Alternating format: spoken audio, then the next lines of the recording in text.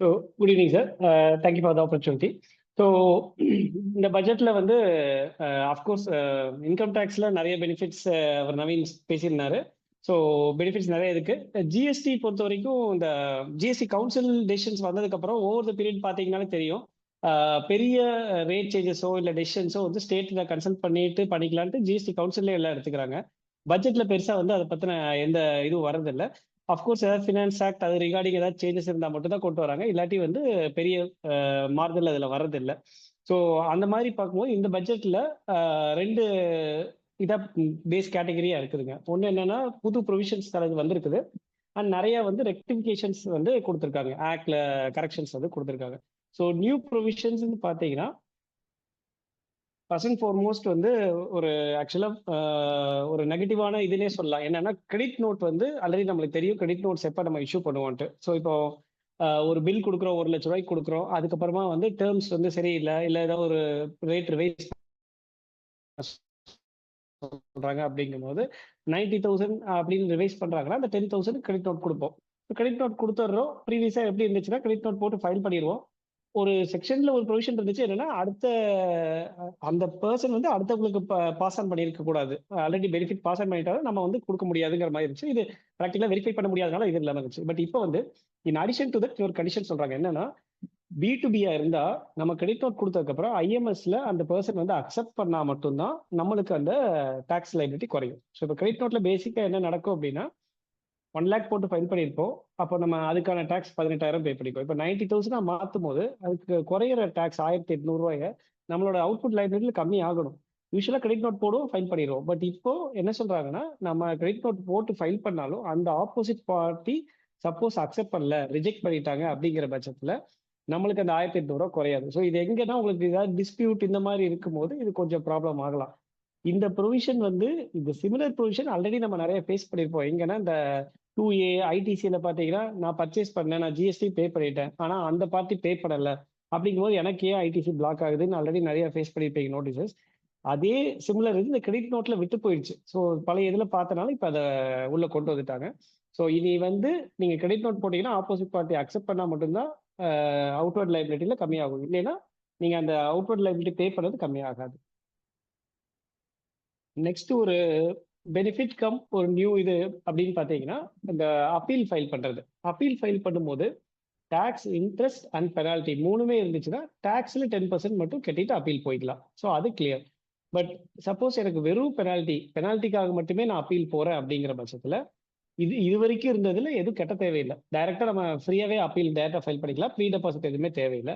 But அதுக்காக நிறைய அந்த மேபி அப்பீல்ஸ் நிறைய வருதுங்கிறத ஸ்டாப் பண்றதுக்காக என்ன ரீசன்ங்கிறதுக்காக தெரியல. பட் ஒரு 10% மட்டும் பெனால்ட்டியில கட்டிட்டு போகணுங்கிறாங்க. இப்போ எனக்கு டாக்ஸ், இன்ட்ரெஸ்ட், பெனால்ட்டி இருந்தால் 10% கட்ட தேவையில்லை. ஒன்லி டாக்ஸ்ல மட்டும் கட்டா போதும். பட் எனக்கு எதுவுமே இல்லை, வெறும் பெனால்ட்டி மட்டும் தான் இருக்கு அப்படின்னா 10% ஆஃப் பெனால்ட்டி நான் ப்ரீ டெபாசிட் பண்ணிட்டு தான் நான் அப்பீல் போக முடியும், ஃபர்ஸ்ட் அப்பீல். இதனால இன்டைரக்டா ஒரு பெனிஃபிட் என்ன அப்படின்னா இந்த செக்ஷன் 129ல அதாவது இந்த வெஹிக்கிள்லாம் இது பண்ணும்போது டீடைல் பண்ணும்போது கோர்ஸ் ப்ராக்டிக்கலா பாத்தீங்கன்னா ஃபுல்லா இது இப்போ வசூல் பண்ணிட்டு தான் வெஹிக்கிள் வந்து ரிலீஸ் பண்றாங்க. பட் லீகல் ப்ரொவிஷன் என்னன்னா 25% பெனால்ட்டி கட்டிட்டு நம்ம அப்பீல் போய்க்கலாம் ஆக்சுவலா. ஸோ இப்போ இது 10% ரிவைஸ் பண்ணாலும் அதுவும் 10% ஆயிடுச்சு. ஸோ இப்போ ஒரு வெஹிக்கிளை டீடைன் பண்றாங்கன்னா லீகலி ஸ்பீக்கிங் நீங்க அப்பீல் போறீங்க அப்படிங்கிற பட்சத்துல 10% ஆஃப் அவங்க என்ன பெனால்ட்டி இது பண்றாங்களோ அதை மட்டும் பே பண்ணிட்டு you can file an appeal. Further appeal அதாவது அப்ளைட் ட்ரிபியூனல் அது மாதிரி போகும்போது மறுபடியும் அடுத்த எக்ஸ்ட்ரா ஒரு 10% கட்ட வேண்டியது இருக்கும். ஸோ டோட்டலாக 20% வரும்.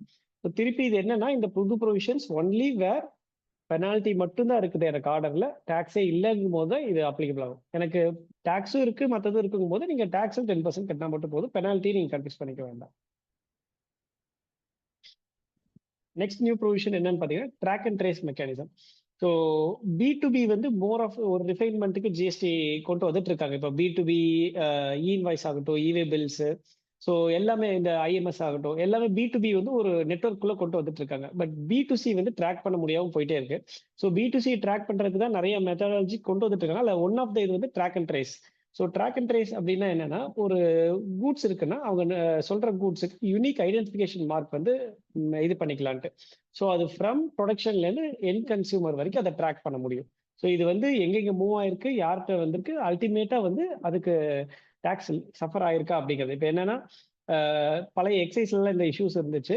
ஸோ இப்போ ஜிஎஸ்டிலையும் பார்த்தீங்கன்னா நிறைய இது ஃப்ரம் ஃபேக்டரி டு அல்டிமேட் கன்சூமரே வித்தவுட் பேமெண்ட் ஆஃப் டேக்ஸ் போயிட்டு இருக்கு. ஸோ அதை ஒரு செக் வைக்கிறதுக்காக இந்த மாதிரி கொண்டு வந்திருக்காங்க. இதுல என்ன ஹைலைட்னா, இந்த மாதிரி ஸ்டாம்பிங் பண்றதுக்கான என்ன காஸ்ட் வருதோ அது வந்து டாக்ஸ் பேயர் இது பண்ணிக்கணும், பேர் பண்ணிக்கணும். ஸோ இது இன்னைக்கு டேட்டுக்கு யார் கம்ப்ளை பண்ணணும்னா நோட்டிஃபை பண்றேன்னு சொல்லியிருக்காங்க. இப்போ எக்ஸாம்பிள் இந்த ஸ்கிராப் டீலர்ஸ் எல்லாம் ஆர்சிஎம் பே பண்ணுங்கிற மாதிரி என்ன கூட்ஸ் என்ன டைப் ஆஃப் பர்சன்ங்கிறது இன்னும் நோட்டிஃபை பண்ணல. நோட்டிஃபை பண்ணும்போது அந்தந்த கூட்ஸுக்கெல்லாம் வந்து track and trace compulsory applicable ஆகும். சப்போஸ் கம்ப்ளை பண்ணலைன்னா ஈவேபிள் மாதிரி தான், இதுக்கும் வந்து தனி பெனால்டிஸ் இருக்கு. எவ்வளோ கூட்ஸ் மாட்டுதோ அதில் 10% of tax payable of goods or 2 lakh which ever is higher. அந்த அமௌண்ட் வந்து நம்ம பே பண்ணுற மாதிரி இருக்கு இன்கேஸ் கம்ப்ளை ஆகலைன்னு. ஸோ இதெல்லாம் வந்து பார்த்தீங்கன்னா பேசிக்காக புது என்னென்ன ஃபங்க்ஷனாலிட்டிஸ் வந்திருக்குங்கிறது. நிறைய டிராஃப்டிங் எரர்ஸ் இருக்குது. ஸோ அஃப்கோர்ஸ் அவங்க எல்லா டிராஃப்டிங் எரருக்கும் with effect from 1st July கொடுத்துட்றாங்க. நம்மளுக்கு வந்து 1 year தான் டைம் லிமிட்டு. ஸோ அந்த மாதிரி இதில் ஃபர்ஸ்ட் ஒரு டிராஃப்டிங் எரர் என்னன்னு பார்த்தீங்கன்னா எஸ்இசெட் சப்ளை. அதாவது எஸ்இசெட்டுக்கு சப்ளை பண்ணால் அஃப்கோர்ஸ் அதுக்கு ஜிஎஸ்டி எக்ஸம்ப்டட் இருக்கு, அது கிளியரா இருக்கு. ஹைசி சேல்ஸ் கேள்விப்பட்டிருப்பீங்கன்னு நினைக்கிறேன். அதாவது ஒரு இம்போர்ட்டர் வந்து கூட்ஸ் இந்தியாவுக்குள்ள வர்றதுக்கு முன்னாடியே if he wants to sell it to some other person அப்படின்னா ஹைசி சேல்ஸ்ன்னு சொல்லிட்டு இந்தியாவுக்குள்ள வரக்கு முன்னாடியே சேல் பண்ணிக்கலாம். அது வந்து it is not a nil rated supply, it is not exempted supply, it is outside GST, non GST supply, ஜிஎஸ்டியோட பர்விக்குள்ளே உள்ள வராது. ஸோ அதுவும் கிளியரா இருந்தாங்க. பட் எஸ்இசெட்டுக்குள்ள சேல் பண்ணா என்னங்கிறது கிளியரா இல்லை. ஆக்ட்ல வந்து அஃப்கோர்ஸ் இன்டைரக்டா இருக்குது, பட் அது எக்ஸ்பிளிசிட்டா இல்லை. ஸோ அது ஆம்பிகுட்டி எதுவும் வேண்டாம்னு சொல்லிட்டு அதை வந்து இப்போ என்ட்ரியா ஆட் பண்ணிட்டு with effect from 1st July சொல்லிட்டாங்க. என்ன சொல்றாங்கன்னா எஸ்இசெட்டுக்குள்ள நீங்க சேல் பண்ணிட்டீங்கன்னா obviously SEZ is deemed to be outside India. So அப்படி டீம்டு இது இருக்கும் போது அதுக்குள்ளேயே நீங்க டிரான்சாக்ஷன் பண்ணிட்டீங்கன்னா எஸ்இசெட் யூனிட்டுக்குள்ளேயே வந்து டிரான்சாக்ஷன் 2 பார்ட்டி டிரான்சாக்ஷன் பண்ணிட்டாங்கன்னா then it won't come under GST ப்ரொவிஷன்ஸ்குள்ளே வராது, it is excluded from GST. So அப்படி இருக்கும்போது அதுக்கு ஜிஎஸ்டி கட்டிட்டு ரீஃபண்டோ இதோ வந்து யாரும் வர வேண்டாம் அப்படிங்கிறதையும் எக்ஸ்பிளிசிட்டா டிக்ளேர் பண்ணிட்டாங்க. ஈவன் இதுக்கு முன்னாடி ஏதாவது டேக்ஸ் கட்டியிருந்தாலும் அதை எக்ஸ்போர்ட்டா கன்சிடர் பண்ணி ரீஃபண்ட் கிளைம் பண்ண முடியாது அப்படிங்கிறதையும் கிளியரா சொல்லிட்டாங்க. So it falls outside the ambit of GST அப்படிங்கிறத கிளியரா சொல்லியிருக்காங்க. அதே மாதிரி இந்த சஃபாரி ஜட்ஜ்மெண்ட் ஃபிக்ஸட் கன்ஸ்ட்ரக்ஷனுக்கு வந்து ஐடிசி எடுத்துக்கலாமா அப்படிங்கிறது அது ஒரு சின்ன டிராஃப்டிங் மேல இருக்க ப்ரொவிஷன் வந்து பிளான்ட் அண்ட் மிஷினரின்னு இருந்துச்சு, அடுத்த லைன்ல வந்து பிளான்ட் ஆர் மிஷினரின்னு இருந்தது. பட் எக்ஸ்பிளனேஷன் வந்து பிளான்ட் அண்ட் மிஷினரிக்கு தான் கொடுத்திருந்தனால சுப்ரீம் கோர்ட் வந்து பிளான்ட் ஆர் மிஷினரி டிஃபைன் ஆகல, ஸோ நீங்க ஐடிசி எடுத்துக்கலாம்னு ஒரு ஜட்மெண்ட் வந்துச்சு. பட் த டே ஜட்மெண்ட் வந்தப்பமே வந்து இட் வாஸ் கிளியர், கண்டிப்பா வந்து இன் ஃபியூச்சர்ல வந்து இதுக்கு ரெட்ரோஸ்பெக்டிவ் எஃபெக்ட் வரும்ட்டு. as expected இமீடியட்டா அடுத்த ஜிஎஸ்டி கவுன்சிலே அது கிளாரிஃபிகேஷன் கொடுத்துட்டு இப்போ ஆக்ட்லயும் வந்து பட்ஜெட்ல அமெண்ட்மெண்ட் சொல்லிட்டாங்க. Again with effect from 1st July இருந்து நாங்க பிளான்ட் அண்ட் மிஷினரி தான் சொன்னோம், அது பிளான்ட் ஆர் மிஷினரிங்கிறது டிராஃப்டிங் எரர் தான் அப்படிங்கிறத சொல்லிட்டு அதை கிளியரா சொல்லிட்டாங்க. அண்ட் கவர்மெண்டோட ஸ்டாண்டையும் கிளியரா சொல்லிட்டாங்க, இதுக்கு ஐடிசி கிடையாது, கன்ஸ்ட்ரக்ஷனுக்கு யாரும் ஐடிசி எடுக்க வேண்டாம் அப்படிங்கிறது கிளியர்லி எக்ஸ்பிளைன் பண்ணிட்டாங்க. அதுக்கு மேலேயும் போய் அவங்க ஒரு எக்ஸ்பிளனேஷன் நோட்டே ஆக்ட்லேயே ஆட் பண்ணிட்டாங்க. anything contrary judgment, degree, order of any court, tribunal or authority எதுவுமே வந்து செல்லுபடியாகாது. என்ன இது இருந்தாலும் it is construed to be plant and machinery தான், இதுக்கு ஐடிசி கிடையாதுன்னு ஒரு எக்ஸ்பிளனேஷன் நோட்டும் ஆட் பண்ணிட்டாங்க ஆக்ட்ல. ஸோ ஈவன் எடுத்திருந்தாலும் இனி நெக்ஸ்ட் எந்த கோர்ட் எதுல போனாலும் இது செல்லுபடி ஆகாது, கம்பல்சரி ரிவர்சல் பண்ற மாதிரி.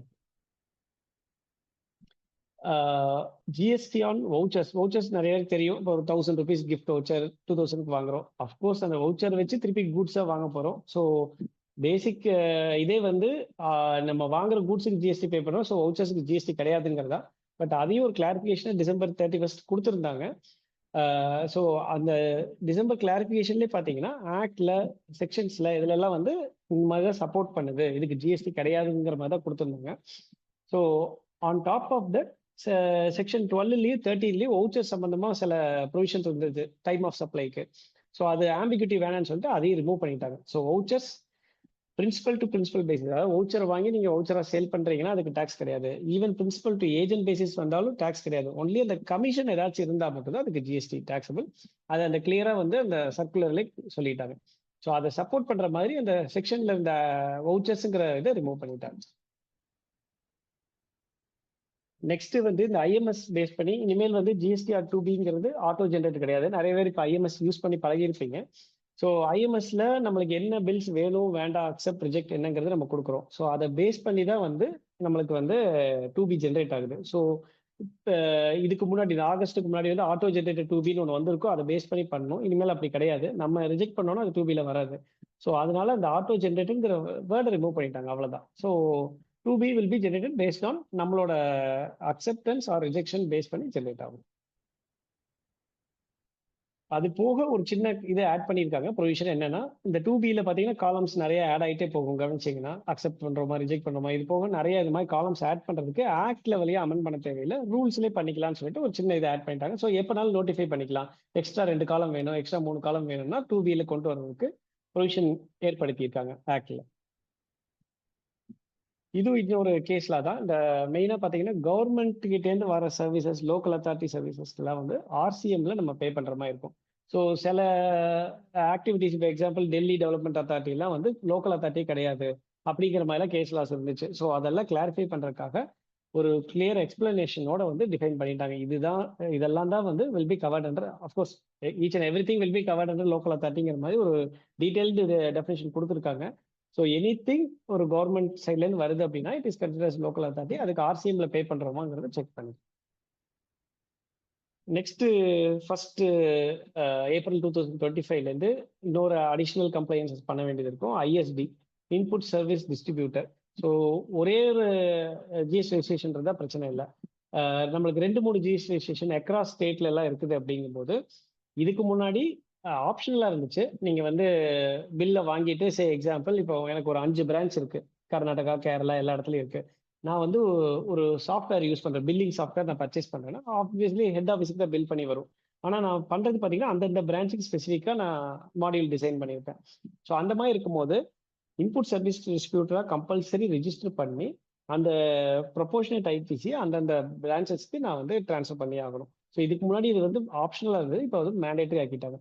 ஸோ கம்பல்சரி ஐஎஸ்டி ரெஜிஸ்ட்ரேஷன் பண்ண வேண்டியது இருக்கும் ஃபர்ஸ்ட் ஏப்ரல்லேருந்து. ஸோ இதுலயும் பார்த்தீங்கன்னா இது ஆக்சுவலாக இந்த ஆக்ட் போன பட்ஜெட்லேயே வந்து இந்த செக்ஷன் 20 அமெண்ட் பண்ணிட்டாங்க. பட் அதில் என்ன பண்ணிட்டாங்கன்னா ஆர்சிஎம் ஆட் பண்ணாங்க, சிஜிஎஸ்டி எஸ்ஜிஎஸ்டி மட்டும் தான் ஆட் பண்ணிட்டாங்க, ஐஜிஎஸ்டி விட்டுட்டாங்க. ஸோ அந்த கரெக்ஷனை இப்போ பண்ணிட்டாங்க. அஃப்கோர்ஸ் செக்ஷன் நோட்டிஃபை ஆகாதனால அது பெரிய எஃபெக்ட் இல்லை. ஸோ இப்போ அந்த கரெக்ஷன் மட்டும் இப்போ பண்ணியிருக்காங்க. But we need to be prepared for first April 2025. ISD will be mandatory from the day. So ஜிஎஸ்டியில் ஆல்ரெடி சொன்ன மாதிரி இதான் மேஜர் அப்டேட்ஸ். மெயினாக வந்து கரெக்ஷன்ஸ் அண்ட் இதான் பண்ணியிருக்காங்க. இது போக ஒரு இன்னொரு முக்கியமான ஒர்க் மென்ஷனிங் அப்படின்னு பார்த்தீங்கன்னா எம்எஸ்எம்இ. எம்எஸ்எம்இல கிட்டத்தட்ட என்னென்ன லிமிட்ஸ் இருந்துச்சோ அதெல்லாம் டபுள் பண்ணிட்டாங்க. டேர்ன் ஓவர் பார்த்தீங்கன்னா 5 கோடி, மைக்ரோ என்டர்பிரைஸ்க்கு 5 கோடி இருந்தது 10 கோடி ஆக்கிட்டாங்க. ஸ்மாலுக்கு அதே மாதிரி 50 crores இருந்தது 100 crores ஆக்கிட்டாங்க. ஸோ இப்போ ஒரு 100 crores வரைக்கும் டேர்ன் ஓவர் கம்பெனியே will be consider small enterprise for the government purpose. இதனால என்ன பெனிஃபிட் அப்படின்னு பார்த்தீங்கன்னா மைக்ரோ ஸ்மாலுக்கு எஸ்பெஷலி நிறைய பெனிஃபிட்ஸ் வந்து லோன்ல போன இன்ட்ரெஸ்ட் டிடக்ஷன், அதே மாதிரி இன்ட்ரெஸ்ட் வந்து கிட்டத்தட்ட 0.5 அது மாதிரிலாம் இது இருக்கு, பேங்க்ல நார்ம்ஸ் இருக்கு. ஸோ அது போக சப்சிடிஸ், இந்த மாதிரி நிறைய ஸ்கீம்ஸ் இருக்கு எம்எஸ்சிக்கு ஸ்பெசிஃபிக்கா. மீடியம் கூட ஓரளவுக்கு தான் இருக்கு, பட் எம்எஸ்சிக்கு நிறைய இருக்கு. ஸோ இப்போ இதுலலாம் நிறைய இந்த 5 crores தாண்டவங்க 10 crores தாண்டவங்கலாம் வந்து அஃபெக்ட் ஆயிட்டாங்க. இப்போ அந்த ஸ்லாப் இன்க்ரீஸ் பண்ணனால பெனிஃபிட்ஸ் எல்லாம் அவைல் பண்ணிக்கலாம். அண்ட் சிஜிடி எம்எஸ்எம்இ கவரேஜ் பார்த்தீங்கன்னா லோன்ஸ் போகும்போது 5 crores தான் இருந்துச்சு. இந்த மைக்ரோ, இந்த எம்எஸ்சி அப்படின்னா மைக்ரோ அண்ட் ஸ்மாலுக்கு மட்டும். ஸோ 5 crore இப்போ 10 crore வரைக்கும் கொலேட்ரல் இல்லாமல் சிஜிடி கவரேஜ்லேயே வந்து தாராளமாக லோன் வாங்கிக்கலாம். 10 crores வரைக்கும். ஸ்டார்ட் அப்ஸாக இருந்தால் 20 crores வரைக்கும் பண்ணலாம். அதுலயும் என்னன்னா இந்த கேரண்டி ஃபீன்னு சொல்லிட்டு ஒன்று டிடெக்ட் பண்ணுவாங்க. அது வந்து 1% சப்சிடைஸ் ரேட்ல ஒரு 27 செக்டர்ஸ் நோட்டிஃபை பண்ணியிருக்காங்க ஆத்ம நிர்பாரில். ஸோ அதுக்குள்ள இருந்தால் கண்டிப்பா வந்து அந்த ஃபீயும் வந்து கம்மியாகுது. இது இல்லாம எக்ஸ்போர்ட்டர்ஸ் இருக்காங்க, நல்லா வந்து ரெகுலரா எக்ஸ்போர்ட் பண்றவங்க, ப்ராப்பரா ரெக்கார்ட்ஸ் இருக்கு அப்படின்னா, ட்ராக் ரெக்கார்ட் இருக்குன்னா 20 crores வரைக்கும் டேர்ம் லோன் நாங்கள் கொடுக்கலாம். எல்லாமே இந்த சிஜிடி கவரேஜ்ல வந்து கொலேட்ரல் தேவையில்லை. இது இல்லாம சின்ன மைக்ரோ என்டர்பிரைசஸ்க்கு கிரெடிட் கார்ட்ஸும் கொடுத்துறாங்க. ஸோ 5 lakhs வரைக்கும் கிரெடிட் கார்டு வந்து யூஸ் பண்ணிக்கலாம். ஸோ இந்த ஸ்கீம்ஸ் எல்லாம் இந்த பட்ஜெட்ல அனௌன்ஸ் பண்ணியிருக்காங்க. இது இல்லாம எக்ஸ்போர்ட்டர்ஸ்க்காக பாரத் ட்ரேட் நெட் அப்படின்னு சொல்லிட்டு ஒரு, எப்படி ஜிஎஸ்டி போர்ட்டல் இந்த மாதிரிலாம் இருக்குதோ அது மாதிரி எக்ஸ்போர்ட்டர்ஸ்க்காக பாரத் ட்ரேட் நெட் ஒரு இது பண்ணியிருக்காங்க. ஸோ அதுல வந்து எல்லா அந்த பேங்கர்ஸ், டிஜிஎஃப்டி இவங்க எல்லாரும் வந்து கம்பைன் பண்ணி பண்ற மாதிரி. ஸோ ஒரு யூனிஃபைட் போர்ட்டல். பர்பஸ் என்னன்னா இந்த டாக்குமெண்டேஷன், ஃபினான்சிங் ப்ராப்ளம்ஸ் இதெல்லாம் வந்து கொஞ்சம் ஈஸியா இது பண்றதுக்காக. ஸோ இதை பத்தி ஜஸ்ட் ஒரு அவுட்லைன் தான் கொடுத்துருக்காங்க. ஃபர்தரா டெவலப் ஆகும்போது தெரியும் எந்த அளவுக்கு நம்மளுக்கு பெனிஃபிட்டா இருக்கு அப்படின்னு சொல்லிட்டு. மெயினா வந்து எக்ஸ்போர்ட்டை வந்து சிம்பிளிஃபை பண்றதுக்காக இது பண்ணிருக்காங்க டாக்குமெண்டேஷன்ஸை. இது இல்லாம ஸ்டார்ட் அப்ஸ் டிபிஐடி கேள்விப்பட்டிருப்பீங்க. ஸோ புதுசா பிசினஸ் ஸ்டார்ட் பண்ற ரெகனைஸ்ட் ஸ்டார்ட் அப்ஸ் வந்து 2016ல ஸ்டார்ட் அப்ங்கிற concept startup India scheme கொண்டு வந்தாங்க. 2025 வரைக்கும் தான் இன்கம் டேக்ஸ்ல ப்ரொவிஷன்ஸ் இருந்துச்சு. அதை வந்து இப்போ நெக்ஸ்ட் 5 இயர்ஸுக்கு, ஸோ 2030 வரைக்கும் எந்த பிசினஸ்னாலும் ஸ்டார்ட் அப்பா ரெஜிஸ்டர் பண்ணா அதுக்கான இன்கம் டேக்ஸ் பெனிஃபிட்ஸ் எல்லாம் வந்து கண்டிப்பா இருக்கும். எக்ஸாம்பிள், அவுட் ஆஃப் 10 இயர்ஸ்ல 3 இயர்ஸ் இன்கம் டேக்ஸ் கிடையாது. ஷேர் ப்ரீமியம்ல இது இருக்கு, எக்ஸம்ஷன் இருக்கு. இந்த மாதிரி நிறைய பெனிஃபிட்ஸ் இருக்கிறதெல்லாம் வந்து they are carrying forward. So next 5 இயர்ஸ்க்கு அது கொண்டு போறாங்க. அது போக ஸ்டார்ட் அப் ஃபண்டிங் கொடுக்குற ஃபண்ட்ஸ் கொடுக்குற இவங்களுக்கு ஃபண்ட் மேனேஜ்மெண்ட் இருக்கு 10,000 crores அலாட் பண்ணியிருக்காங்க. ஸோ அவங்க இன்டர்ன் வந்து ஸ்டார்ட் அப்ஸுக்கு they can funds of funds கொடுக்குறாங்க. ஸோ அதை இன்டர்ன் சீட் ஃபண்டாவோ இல்லை ஸ்டார்ட் அப் ஃபண்ட்ஸ் ஆவோ அவங்க டிஸ்ட்ரிபியூட் பண்ணலாம். இது இல்லாமல் ஃபர்ஸ்ட் டைம் இந்த ஷெட்யூல் கேஸ்ட், ஷெட்யூல் ட்ரைப் இல்லை உமன் ஆண்டர்பிரனர்ஸ் இவங்கெல்லாம் வந்து ஃபர்ஸ்ட் டைம் பிஸ்னஸ் ஸ்டார்ட் பண்ணுறாங்க அப்படின்னா அப் டு 2 crores வரைக்கும் டேர்ம் லோன் வந்து வித்தவுட் கொலேட்டரல் கொடுக்கறதுக்கும் இது பண்ணியிருக்காங்க. செலக்ட் பர்சன்ஸ்க்கு வயபிள் பிஸ்னஸ் கொடுக்கலாம்னு சொல்லிட்டு. ஸோ இதெல்லாம் தான் அதர் தேன் ஜிஎஸ்டியில் மேஜர் அப்டேட்ஸ்.